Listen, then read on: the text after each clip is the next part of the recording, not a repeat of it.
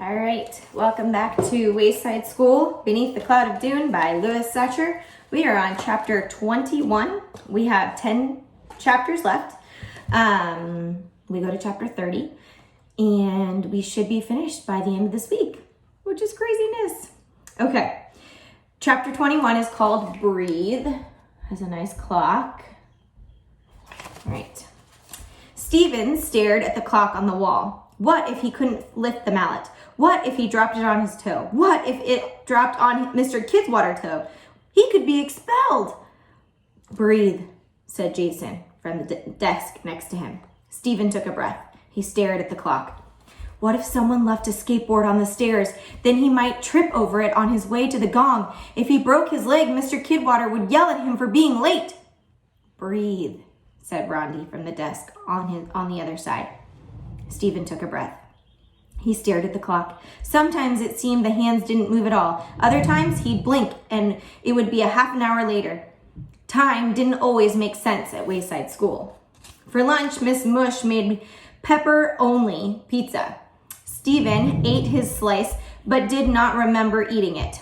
His only clue was that he was very thirsty and his tongue and lips burned. He returned to his seat in Mrs. Jules' class. He stared at the clock. Jenny was late coming back from lunch. Sorry, Mrs. Jules, she said. I can't find my skateboard. Oh, no, Stephen shouted. Are you all right, Stephen? Mrs. Jules asked him. Why did he have to pick me? Stephen moaned. If you didn't want to do it, why'd you raise your hand? Asked Mac. Everyone else had their hand raised, Stephen explained. I mean, I guess I was excited about it at the time, but now... You have cold feet, said Mrs. Jules. Yes, exclaimed Stephen. He wondered how Mrs. Jules knew that. His feet felt like 2 blocks of ice. No wonder she was a teacher. But what did his frozen feet have to do with ringing the gong? Breathe, said Mrs. Jules. Stephen took a breath. Mrs. Jules' class always had music on Friday afternoons. I'm sorry, we don't have musical instruments today, she announced. They were sent out to be cleaned and we haven't gotten them back yet. What if the gong was being washed too? Would he have to bang it a different way? A different day?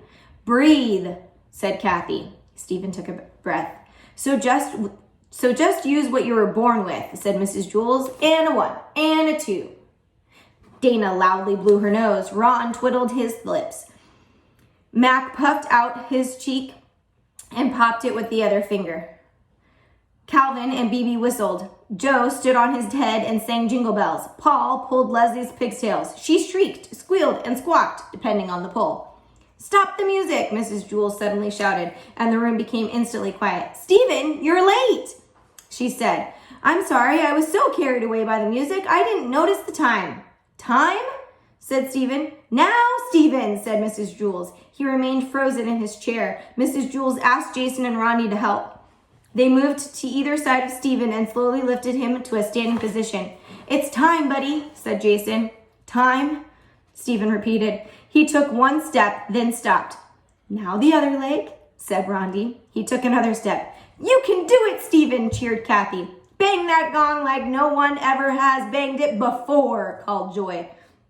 Stephen walked across the room. He stepped out of the door. Behind him, he heard the entire class shout together, Breathe!